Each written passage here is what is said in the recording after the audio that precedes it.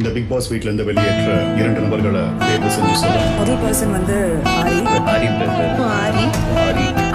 வாயை மட்டுமே நம்பி வந்த ஒரு ஆள் மாதிரி தெரியுதா. ஃபர்ஸ்ட் வந்து ஆரி பிரதர் ஏன்னா அவங்க ஆரி ப்ரோ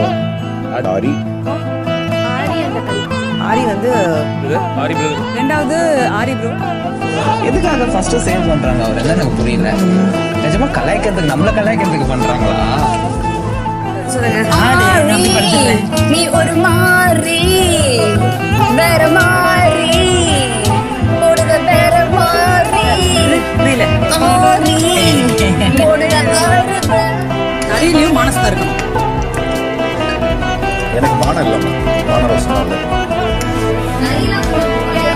இருக்கும்ல நான் இல்ல அதனால அந்த மாதிரி ஆமா, இன்றைக்கெல்லாம் மூளை இல்லை உங்களுக்கு. நான் என்ன சொன்னேன் இல்லை இல்லை, நீங்கள் கவுண்டர் அடிங்க.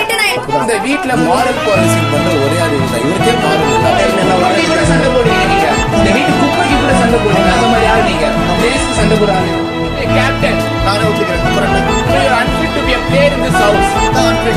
குற்றங்கள் மட்டுமே கண்ணுக்கு தெரிஞ்சீங்களா? என்ன மனுஷன் மத்தவங்களை குறை சொல்லி ஆடுற மனுஷன் நீங்களா? மனுஷன் முதல்ல தவறு. நான் அடிமுட்டாள் தம்பி, நீ அறிவாளி தம்பி. என் கருத்து புரியுதா? என் கருத்து நீங்க ஒரு பேருக்கு என் கருத்து. நன்றி. எனக்கு மரியாதை கொடுக்க தெரியாதவங்க நான் எதுக்கு ஃபீல் பண்ணோம்?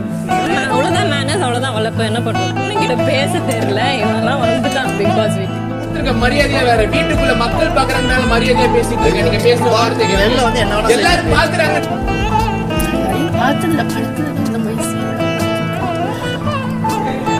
எனக்கே அட்ஜஸ்ட்மெண்ட். எனக்கு நமக்கு இதெல்லாம் புதுசு தானே, அதனால